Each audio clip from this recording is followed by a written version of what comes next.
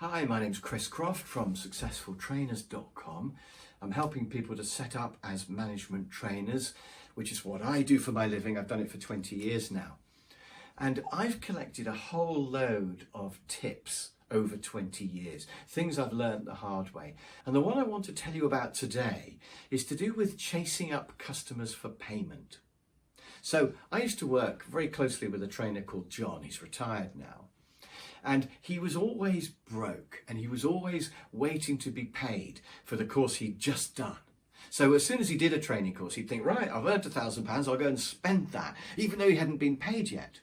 And there's often a time lag of several months before you get paid. And this is not just training, this is any job. A lot of companies don't pay for 3 months. Now, some pay within 1 month, but very few pay immediately. So the key is to realise that you're not going to get paid for, on average, 2 or 3 months. So that means, suppose you're earning £1,000 a day, suppose you're earning, let's say, 10 grand a month. That means that you need a 30 grand buffer to keep you going, or at least you need enough money to live off for 3 months before you get paid. And it's more tricky than that as well, because if you don't do anything much during August, let's say, because everybody's on holiday, so there's not a lot of training to be had in August, which is good news, by the way, because you can take lots of time off and just go to the beach. But what it means is that during August, you're still getting paid for the work you did in June. So that's great. You're doing no work and the money's coming in. But of course, what happens in October is that you're working really hard and no money comes in because you didn't do anything much in August. So you need to have some money saved so that in October you can still pay the bills. Now, what my friend John used to do was he would chase up all the customers. Any chance of you paying me?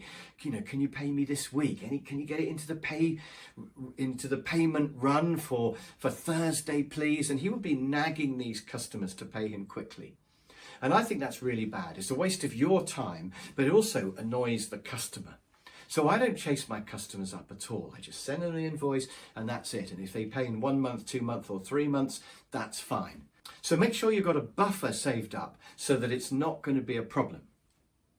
Now, very occasionally you do get customers who don't pay even after 4 or 5 months. So you do need a system where you can check for that and then you can chase them up. So you either need a spreadsheet or you can use something like Xero, which will tell you who your longest debts are. So once a month, I look at the customers who haven't paid me for 4 or 5 months, and then I give them a gentle reminder. And I start with the payments department, their accounts department. I don't go to whoever hired me and hassle them because I don't want to irritate them. I don't want to be high maintenance or difficult in any way. So I just ring up their accounts department and say, hi, I've got an invoice. I don't know whether it's got lost in the system or something like that, but could you have a look at it? And they're always really apologetic and they always go, oh God, sorry about that one, yeah. Or they say, no, we never received it. Can you send it again? And I send it again and they pay me straight away. So the chasing is never a problem. By the way, occasionally I chase them and they have actually paid, but they've paid by direct debit into my account. And sometimes their company has like a weird name or something, or it just has some random number. And so I didn't know it was them. Because if you charge the same to every customer, you don't know which one has paid you. So it can be difficult to keep a track. So I sometimes say to them, look, you may have already paid this, and I'm really sorry if it's me, but I just want to check because I don't think I've been paid. And accounts people quite like the challenge of finding out. So they go, yeah, no problem, I'll investigate that for you, Chris, and I'll find out. So be incredibly nice when you chase up non-payment because it might be your fault. And anyway, even if it's their fault, you might as well be nice because you want them to pay you next time and to keep hiring you. So that's what I do. I don't chase anything for 4 or 5 months. And when I do chase it, I'm really, really polite. I have a system where I can see whether I've been paid. I do a monthly check just to see which really long outstanding ones there are.